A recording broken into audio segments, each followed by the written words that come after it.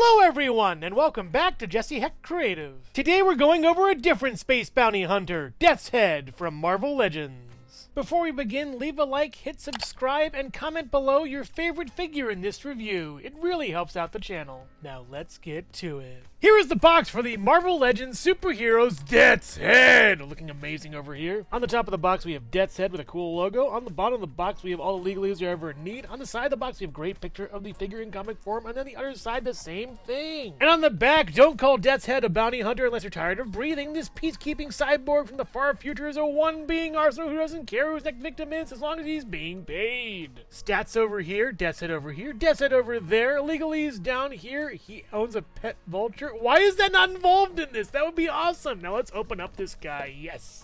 Death's Head looks awesome, intimidating, and kind of funny in some ways, but yeah, I've been waiting for this figure for a long while, and this head does not disappoint. Devilish horns, large tusks, big teeth, and creepy eyes give this whole head a scare factor, plus the baldness. You know, if you're bald, you're scarier, I think. And he does have good articulation up and down on a hinge, and then side to side, a little bit of pivot. Good articulation, but better head sculpt. I love how the armor has all of cracks, scratches, pits, wounds from like gunshots. It's nuts over here. Awesome detail. The body's a plain yellow with some silver on the sides, silver arms over here, reused from Colossus. I think even these are reused from Colossus. Kind of a bummer. I do like the hands though. They look great with the little spikes on them. They're awesome. The belt and the sash is nice too. Very, I would say, like Eastern kind of thing. Not really Western, but it looks really neat, like ninja almost. There we go. And his butt isn't protected. Kind of funny. You'd want to protect your butt, but I think he has a better butt protector in the form of his cape, and this is nice too over here. Good paint on that. But really, this cape seals the deal for me. I love how it looks. It is gorgeous. They did not have to go this hard on the pattern for it. It is nuts. And the phrase in the bottom, excellent. And also on the other side, it's the same thing. This is amazing. I love it. And Death's Head also can go back this far with one crunch. That's all you get. Forward this far, two crunches. That's all you get. And a swivel over here at the waist, and this does move a little bit, so careful with that. The arm goes up this far, down,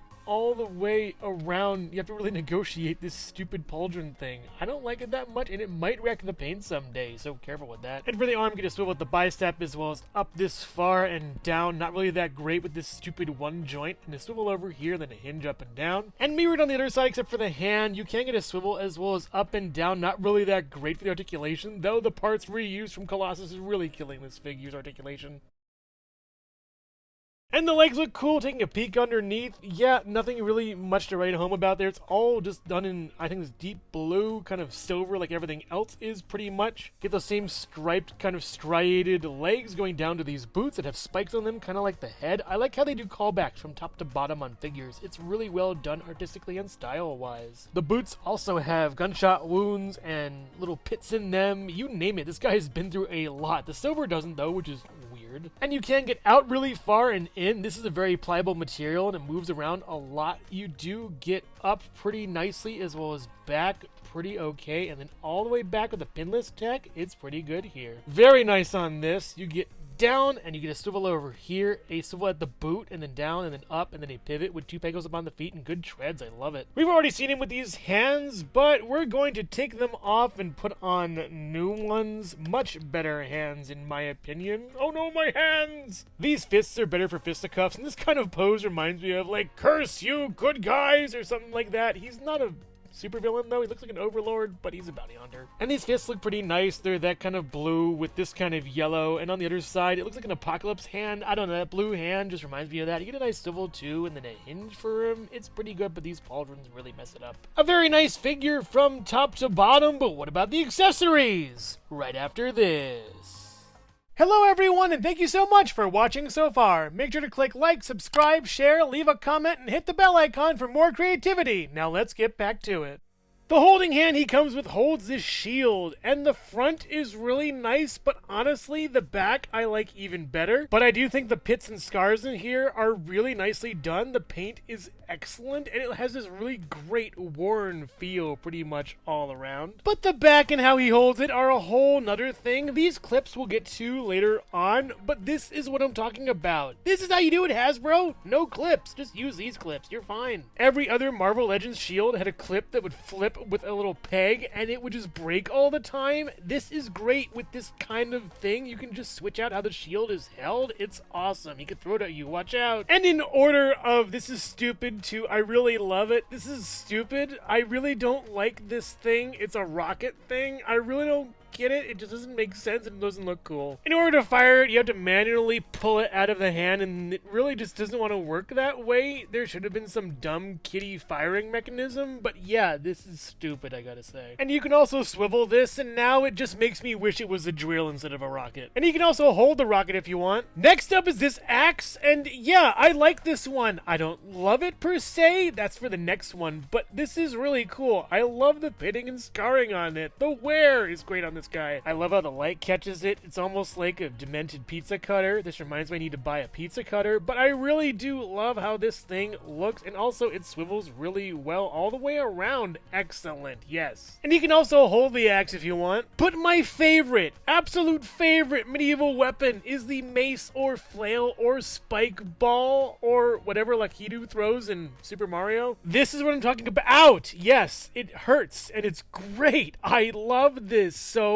much. I'm never taking this off. I might get a second one. That's how much I love these things. They're excellent. And you can also hold the mace if you want. But going back to the shield, you can actually clip all three of these on said shield. It is so amazing. But who needs one weapon? We have all three of them on a shield. It looks amazing. I love this thing and it's super cool. And there's an even better way to store these on him. Peg on the back. Put peg into hole over here, and you are pretty much set. He looks awesome, and now he's gonna take over the world. This just makes him look worse. It's even scarier and way cooler. This is actually a pretty neat figure when you get past the articulation.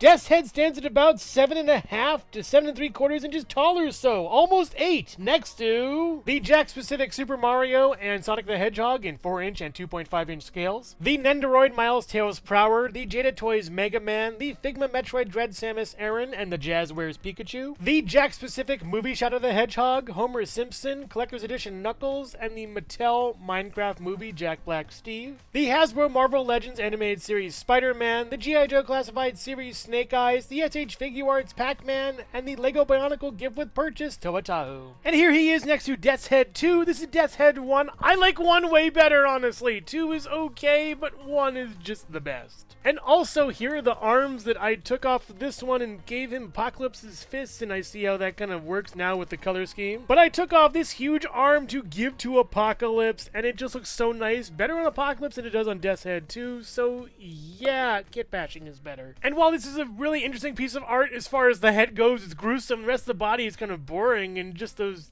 spike things are gonna fall off, and they look like they're stressing, honestly. Death's Head 1 is the better pick. Death's Head 2 is the poor man's version. Honestly, I don't know what they were doing. It's a downgrade. This is the best version of this character. And yes, you can kind of fit the Death's Head 2 head on this, and it is awesomely gruesome. Sure, the color scheme doesn't fit whatsoever, but if you tuck the hairs under, it does kind of fit on the head, and yeah, you can switch out the hands to make this guy a murdering machine. Overall, revisited. I really love the sculpt and the look of this figure. It's super cool and really eye-catching. The bright blues, yellows, a little red that pops, as well as that cape, it's really awesome, and the detail gone into the sculpt with the pits, scars, and gunshots is really amazing. The accessories are really nice. I love how they pop in and out of the hands, and that shield is phenomenal. Hasbro should have been doing this years ago with Marvel. Yet there are some drawbacks, such as the articulation not being that great on this figure. He needs double jointed elbows. That would have been great to pair with the legs. Also pinless tech on those. What the heck? I also find him to be pretty top heavy, and he does fall over often, but this is a really nice figure, and the look outweighs the problems, I think. So if you're a fan of Marvel Legends, Death's Head, or Space Bounty Hunters, I guess, then you'll love this figure. He's really great. I would highly recommend getting him. Just be aware that he looks better standing, or at least not moving as much in a cool pose than you would think. But make no mistake, his hand has a rocket launcher. So which part of this figure is your favorite? Or which accessory of his that comes out of his hand is your favorite? Let me know in the comments below.